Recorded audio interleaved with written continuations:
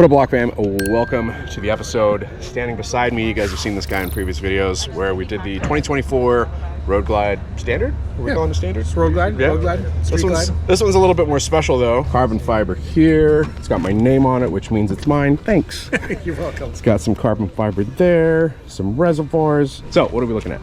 You are looking at the CVO Road Glide ST. First performance-oriented CVO that Harley-Davidson has put out. Traditionally, CVO is a bit more about profiling, big paint, big wheels. You know how popular King of the Baggers has come in the last couple of years, and the trend of performance baggers in general. We thought this was a perfect time to come out with a CVO Road Glide ST performance bagger. What you're saying is you guys are listening to the community, is that right? Yes, sir. Is that what I'm getting? Yeah, that's what you get, exactly. Sick. Brad Richards, our design team, our engineers are always listening. They're going around the world, figuring out what trends are happening, what's popular, and that feeds into the product. And I think it has really put something special together with the Road Glide CVO ST. In our shop, Blockhead Garage, we do quite a few performance bagger builds. We get a lot of requests for them. Carbon fiber is definitely like one of those big things we get a lot of requests for. So for them to incorporate it in different areas on the bike, shorter chopped bags, directly from what the community is doing. This is the 121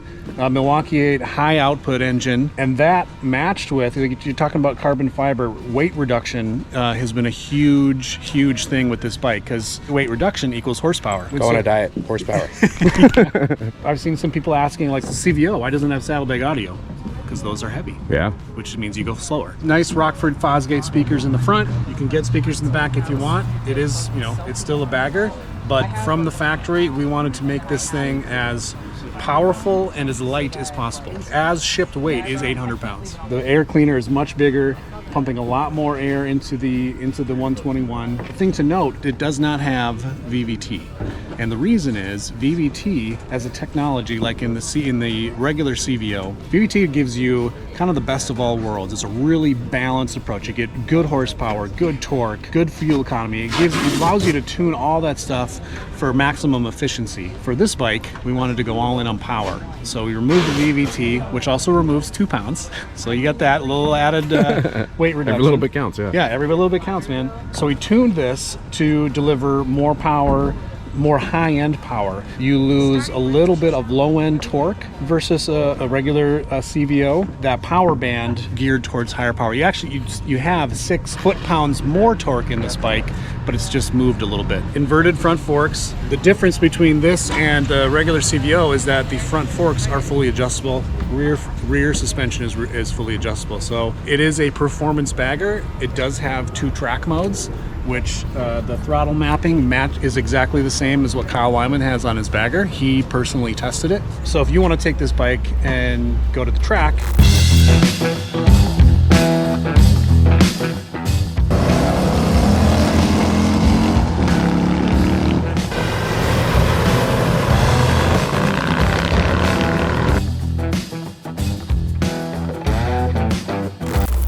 adjust the suspension in the front and the rear for your track time. This is Skyline OS, same infotainment system as the CVO Road Glide, Street Glide, and then the standard Road Glide and Street Glide. A couple different display modes, which right now it's set up in Sport, which is appropriate.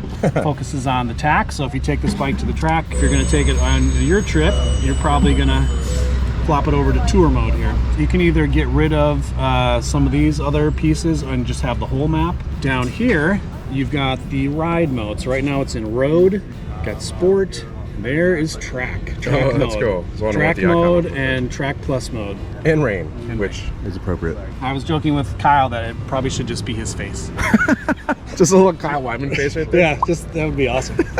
So track mode, the throttle response is very similar to sport. It adjusts the brake linking, traction control. It kind of dials that back to give more control to the rider. Track Plus takes that even another step farther. So it was awesome to see Travis and James and Kyle rip around the track a couple laps on these bikes. And James came back, got off the bike, and he's like, dude, Track Mode Plus is amazing. And I was like, really? It's like, explain it to me, please. And he talked through, he's like, I had more control, I could feel everything. He's like, by dialing it back, traction control, the link braking, it just gives the riders that know how to do that stuff the most control. He was super stoked about it, which was really cool to see. Matt says he's not operating at that level, but this dude can ride. This floorboards are razor blades.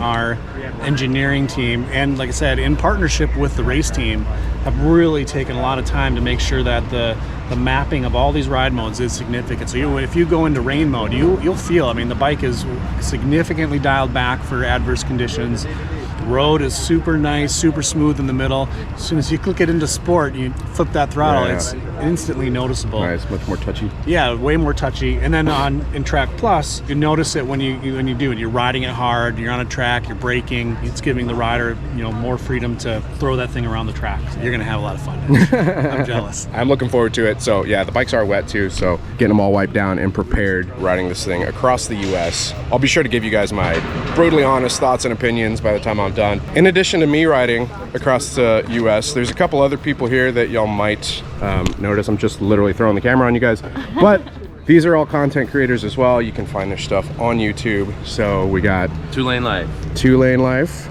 Ride to Food. Y'all know her, she don't need an introduction. Her 2 beers. Yeah, that was yesterday. Her 2 wheels. She's gonna be on this road glide with the tour pack. She'll have some episodes. 2 Lane Life guys. Y'all are, what bikes are you guys on? Standards and CVO STs. And you guys are going to We're gonna head to Death Valley today. Death Valley? Yeah. Okay, and then where are you going? I'm gonna do Death Valley for a day, and then I think I'm gonna go down to Phoenix, get some tacos, try and avoid the rain, and then head back up to LA on Tuesday. You guys be sure to go check out all their channels if you want more than just my opinion. It's probably a better opinion than mine anyway. So. All right. Hey, cool. see you down the road. Down that road.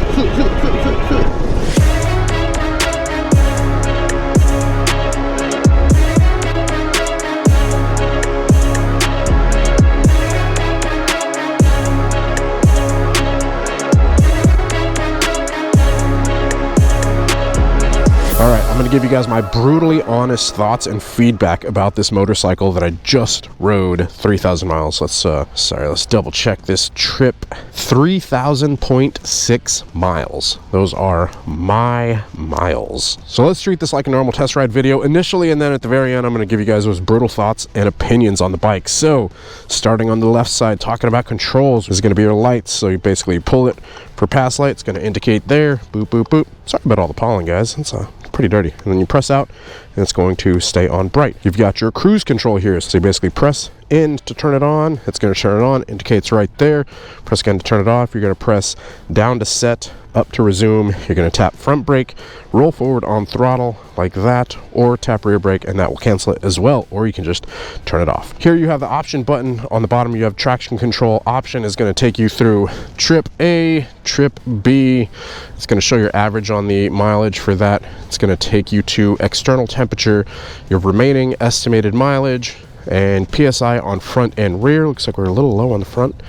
And compass. You do also have your selection or your menu, so if you tap there it'll bring up, you're going to use these directional arrows to basically navigate through those. So if you want to go to settings, you want to go into the little more bike diagnostic stuff, music, navigation, you can connect your phone to it. Got favorites and home. I usually just kept it in navigation, but if you do want to, you can go into settings. You can change out the display, which is one of the other things that I did quite a bit going through this journey across the United States. You've got cruise mode, sport mode, and tour mode. So I just kept it in cruise mode. I did have it in touring for a little bit, which kept the navigation a little larger. You do also have a back button. The center button in there, you press in the center to basically go through with that selection. Ride modes, you've got all sorts of stuff. Tuner, custom A, custom B, and tune those up to your liking. On the bottom, you've got your left indicator, which indicates there. Right indicator on the right side. Press right, indicates there as well. And then you've got your horn.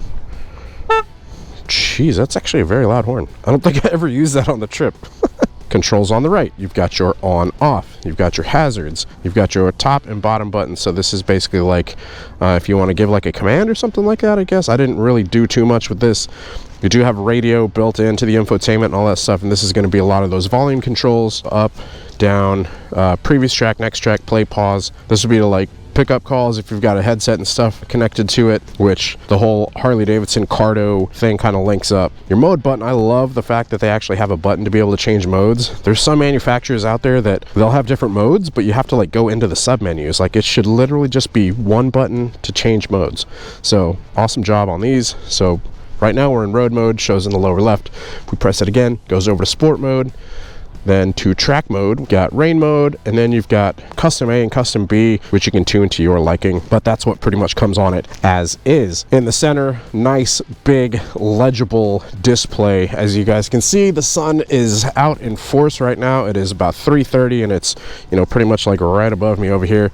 And you can see that the display is plenty legible. I can see it perfectly. It's one of those things I absolutely love about this display, is that like once you get used to where everything is, it's super quick, super easy to see, and it's within your line of sight. You know, it's like you don't have gauges down here, you don't have like a small little screen down here. It's like you're looking straight ahead, it's right there. You really don't have to take your eyes off the road too much. Rockford Fosgate speakers, quality stuff. They get hella loud. You've got two cubbies in here, which I absolutely love. You guys will notice that to open those, I pressed on them, so tap and they pop up on springs, right?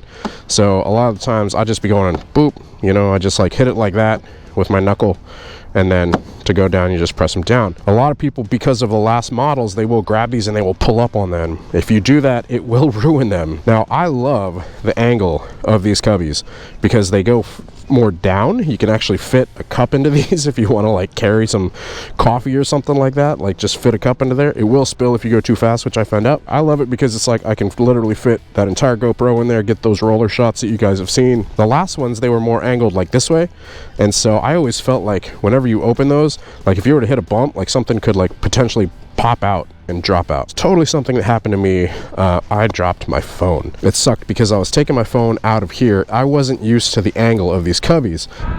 Well, that's f***ing awesome. So like these cubbies are more down like this, right? The last ones were more like this. So this is my phone. I've got an OtterBox on it. I had an OtterBox on my last one, and you will notice that it fits perfectly, like right there, right?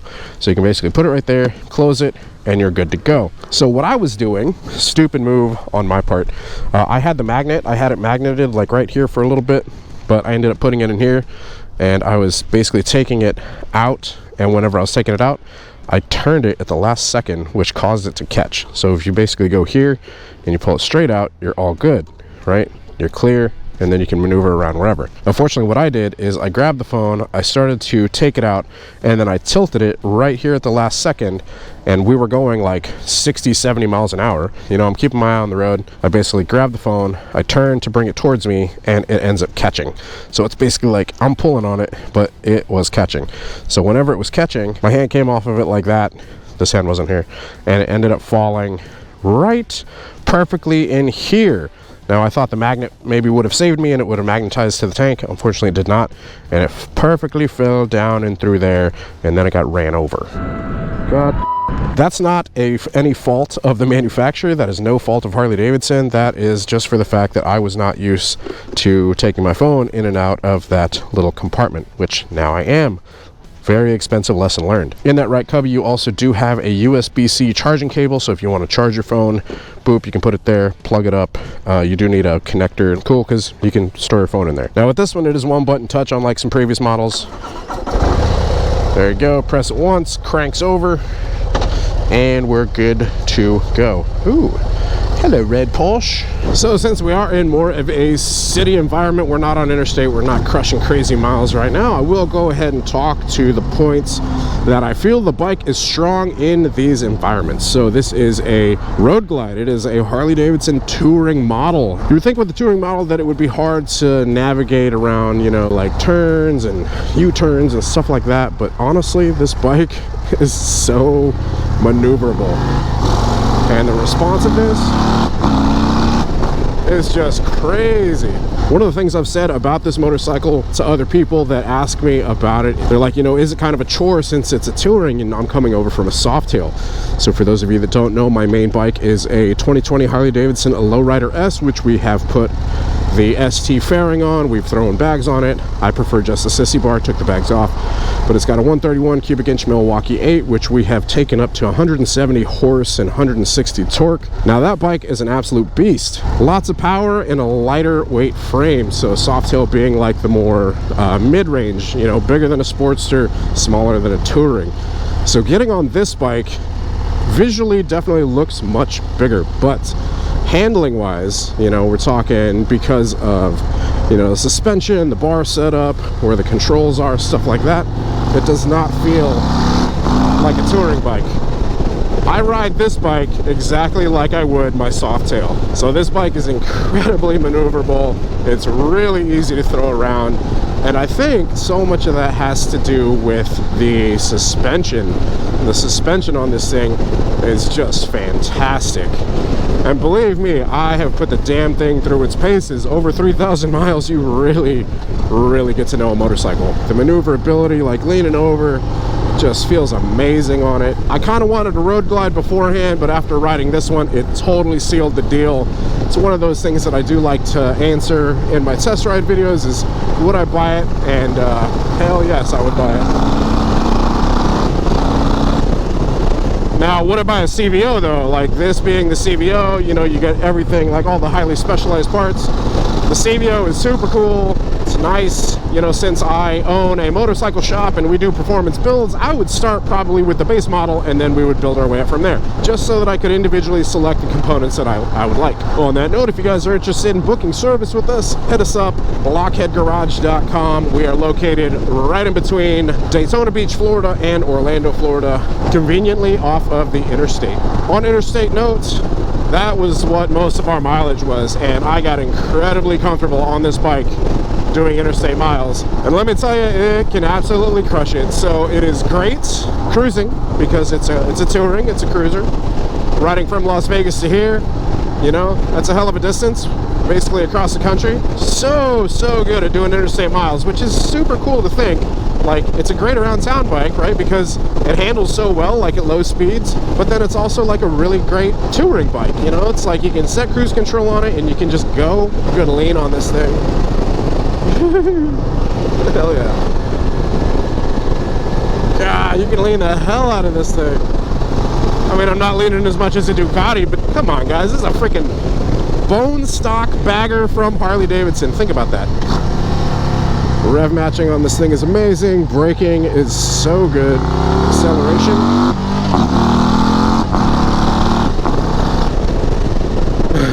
Car rev limiter a bit there. Woo! Guys, this bike, oh my god, I cannot say enough amazing things about it. Seriously, it has won me over for touring. I have to say, hats off to Harley-Davidson for this one. This thing is an absolute home run from you guys. We're almost back to the Blockhead garage, so let's go ahead and cut it here, and I will resume in the shop, standing around the bike. We'll go ahead and go through it, start getting that fine, detailed, brutally honest part of the review going, because I do have some criticism on it. Let's get to the shop, and we'll talk about it. All right, here we are back in Blockhead Garage. We specialize in Harley-Davidson, so we've got lots of work happening right now. There's my bike, Goldzilla, building a chopper out of a modern Sportster there. We've got a stage 4 going on here, twin cam built going on there. We're giving away this motorcycle here, which belonged to the Reverend Horton Heat. If you guys don't know, Psychobilly Band. So yeah, we've been giving away motorcycles for a while. This is our 10th season giveaway. We've given away like 12, 13 or so motorcycles. All thanks to you guys for showing your support for the channel and signing up for our website. In order to get in on this giveaway to possibly win this motorcycle, you're gonna head over to blockheadmoto.com. You sign up, you select the tier, and you guys are in.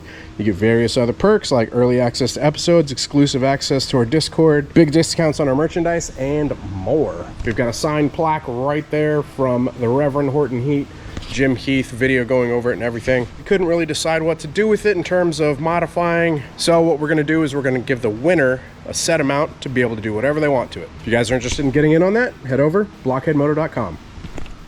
Thanks. The 2024 Harley-Davidson CVO Road Glide ST. Now, one of the things that a lot of people have mentioned was the size of these hand controls. And I will say, whenever I first saw them, I thought they were a little big too. However, whenever you're wearing gloves, everything on here feels incredibly natural. Lots of times where it's like, you know, you're not even looking, you kind of get used to where everything is. And so there'd be times where it's like reaching up for cruise control, reaching up to change the options, reaching up to like grab and change navigation and stuff like that. Like, it looks larger than the previous ones for sure. Here's the previous ones. We'll put my hand for scale, I guess. And that's the new one. So much larger switch housings on both sides, but they feel great. No complaints whatsoever. There was a few comments that I saw where people were kind of criticizing the whole fact that like the horn and the turn signal have been integrated into one. So basically, like, this way is the signal, that way is the horn. And honestly, like the way that it's flared up right here, so if you guys can see that, it like kicks out a little bit. It's incredibly easy just to grab the corner of that, and since it kicks up, you actually get some good friction on it to be able to pull it even with gloves. So you can basically grab the very corner of it and get it. So same on this side. And very, very tactile feel to it. I think they did a great job on the switch housing. It's basically like a big part of your interaction with the motorcycle. Now, one of the criticisms I do have about this motorcycle, and I totally understand why they did it, but the size of the windshield here. For touring, not the best. It does kind of flare up, kick the wind up a little bit. And what I found when riding is that having this vent closed actually increased buffeting on my helmet, because the way that you're sitting, helmet is totally getting a little bit of wind. Basically with this, the wind was coming over here, causing buffeting, whereas like if I did this, the wind would come through here. And so the wind that was coming over this plus this wind would kind of hit it up, and it would cause it to go a little bit higher up, which would cause it to be smoother. The lighting on this thing is incredible. You can see them coming in the distance like so well, because this light is just insane. I mean, even in video here, it stands out so much. And I love the design of it. It looks nice and clean, looks aggressive. I think they've done a great job. So in our 3,000 mile trip across America, we tried to beat the sun going down quite a bit because Amanda doesn't have the best night vision. And so in order to not get stuck in the dark, we kind of planned our days. We usually did 400 to 500 miles per day. Well, there was one day that we were a little bit delayed and we had set a destination. We didn't quite make it there in the time that we thought we would. And so we got stuck in West Texas at night, and it was dark. For those of you that don't know, West Texas is, there's nothing out there. One of the lanes behind Amanda turned my brights on and it just totally lit up the road. Demonstrate the brightness anyways. I'll go ahead and turn the lights off. There we go. Shoosh, the thing is bright.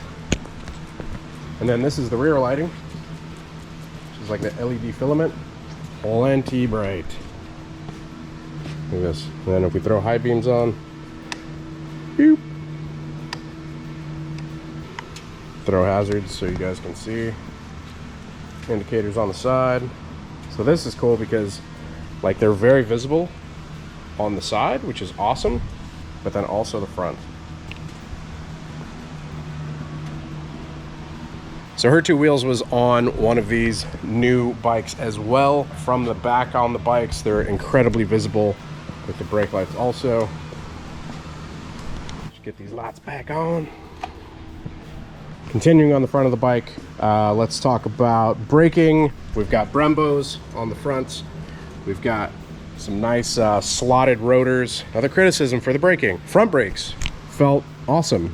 Whenever I just use the rear though, sometimes really, really loud screeching sound. I do know this bike was used on the track before I got it. So it had 200 miles or so. I don't know how many of those miles were track miles. I would assume quite a bit of them, but the whole focus of the CVO Road Glide ST stands for Sport Touring. Then you've got upgraded suspension, both front and rear. So it's great for leaning over, as you guys saw. So yeah, I don't know if whenever they were taking this bike on the track, if they really just wore through that rear brake pad, because it was pretty soon outside Vegas that whenever I was using it, that it was squeaking. I don't think that's a huge deal. It's not like a huge criticism. It's basically just brake pads need to be replaced maybe. But the braking overall feels great, but did have a good amount of squeak to it on the rear. On continuation and note of the front, you do have the carbon fiber front fender, and then you have kind of a theme throughout. So it is a forged carbon on the front, and then on your center dash piece you also have more of the forged carbon. Rear seat cowl piece you have forged carbon as well. I was kind of on the fence about forged carbon. I think I still am. I don't know if I'm like the biggest fan of it, but on this it looks really good and it's quality. In addition, on the front you do have inverted front forks. So we like I said, I just mentioned the suspension. So inverted front forks, which are adjustable here. Piggyback shocks on the rear, which are also adjustable. I hit some absolutely gnarly bumps on this bike, especially, and I always note this, when going into Louisiana. I'm sorry, I don't know what y'all's deal is, but your roads are terrible. They're seriously bad. Going through Louisiana, and there was one bump in particular that I remember. It was where the road meets a bridge, and it was the most gnarly bump, and we both hit that thing. So I hit it first and it threw me off my seat, and then she hit it. I heard her over comms be like, woo! So that was pretty crazy, but the bike took it like an absolute champ. It's not too cushy, it doesn't rebound too hard, but it's also not too stiff to where it's like jarring. Really, really well done. Moving back, we've got these little cowl pieces here and the lower fairing, chin spoiler.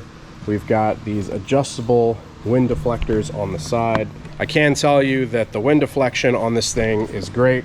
So this basically helps to keep that wind off of the knees a bit, off of the side of the legs as you're sitting here on the tank. It would be nice to kind of have like some little tank cutouts so that you could really tuck those legs in, because essentially whenever you're riding across the country, you know, riding motorcycles long distance in general, it's a battle against the wind. The more protection, basically the wind beating you up and pushing on you from like it fatiguing your ears, like the better off you're going to be, the further you're going to be able to ride. That's why it's a touring bike. It's got this big frame mounted fairing, keeps a lot of that wind off you. So the wind deflection in addition to the front fairing, and you've got these which are mounted inside of the fairing as well to kind of keep, so I don't know if you guys noticed that part on the front are actually have a vent built into them, which is kind of crazy. Like the light continues around. So yeah, you've got your vent there, but then you've got basically this little trim piece to deflect that a bit. It does a great job. Well, crash bar, which I think we call it an engine guard, not a crash bar, and it looks cool. It's nice to be able to put your legs in different places. So, you know, this is just the stock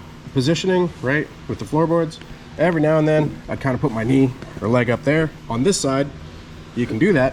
On this side, you cannot, because there's this air cleaner. So this air cleaner taking in plenty of air for this 121 cubic inch high output, but it is blocking you from being able to kind of use that as an additional position for your leg. Normally you'd have like highway pegs mounted up there. It is one of those drawbacks, but it's one of those things like you can tailor this a little bit after you buy it to be able to do, you know, you can put a different air cleaner on there if you want. You can put some like highway pegs. The floorboards felt great, plenty comfy. They've got like that absorption in them for like road bumps and stuff like that. So they're on like little rubber pieces, right? They did feel a little small. It's kind of interesting because it's in between like a foot peg and a footboard. Yeah, being able to kind of be, you know, all over the place on these, you know, same on the other side, like sticking my foot like that, it would eventually like slip off. But that's why I put passenger pegs on it. So whenever we stopped in El Paso, I think it was like day 2 or 3, I opted for passenger pegs. The reason I wanted those, as you're riding and you're here all the time, you're basically stuck and locked into just that position. I wanted to be able to, you know, while sitting here, put my feet back a little bit. So you're here for a really long time, and then it's like whenever you go like this, it stretches that upper part of your leg out. After a couple hundred miles of being in the same position, feels real good. It's not the most race bike thing, but we're touring with it. It was one of those small changes that I made. I think it's actually the only change that I made to it. The engine, 121 cubic inch high output. This thing performed amazing, honestly. So good. And in track mode, rowdy as hell. The styling, I really love it. You know, you've got like the Screaming Eagle head with the accent of the eye in red. Then you've got the Harley-Davidson lettering in red. You've got the red trim around the 121, the red lower rocker covers, as well as the collars on the pushrod tubes, red on the timer cover, and red on the little Harley-Davidson transmission cover as well. 25 years of CVO there, red on the little reservoirs there. The knobs look orange.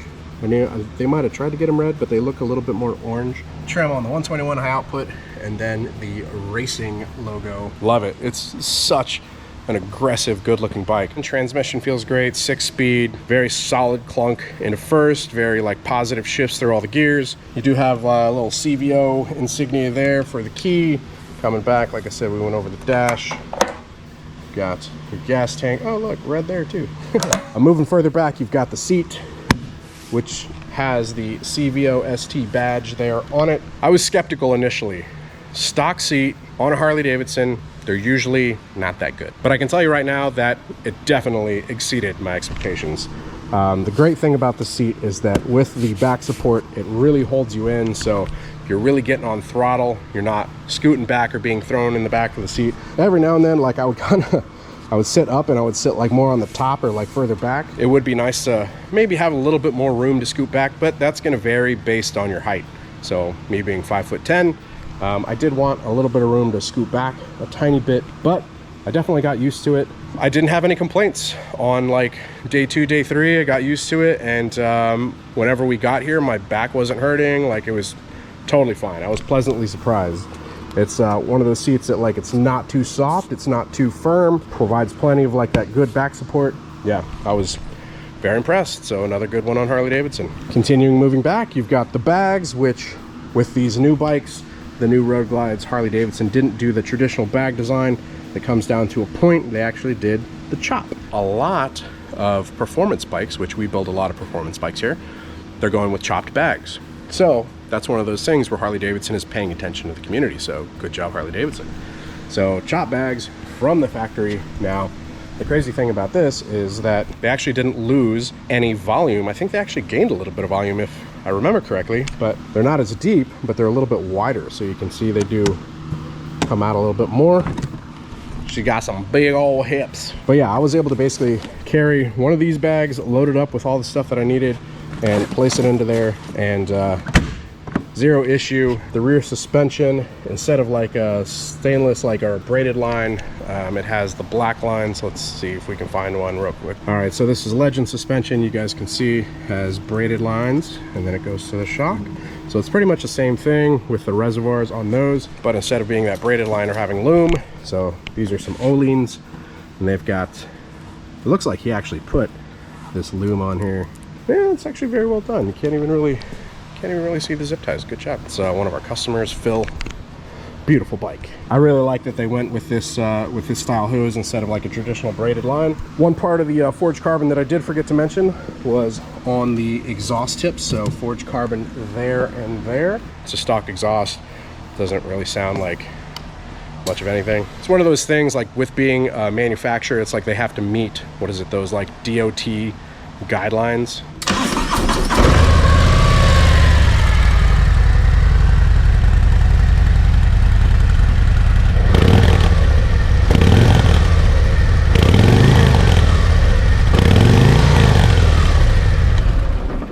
Oh, the fact that these controls light up awesome at night. Despite like kind of developing that muscle memory for where everything is, the ability to see like what buttons you're hitting, that's great. Another part I did forget to mention, I guess, mirrors. So usually whenever I have a bike that has mirrors that go up and out, all I see is my shoulders. But with this one, I was actually able to see really well behind me. My eyesight is pretty much right here. And in this one, it's like barely seeing the edge of my shoulder, and this one also barely seeing the edge of my shoulder. I think this is an absolute home run by Harley-Davidson. I had a lot of fun riding this thing across the country. It's one of those things, like, I really hate to give this motorcycle back, especially since it's the first motorcycle. I mean, it's the first time that I've ever ridden across the country, and this being the first bike that I've ever ridden across the country.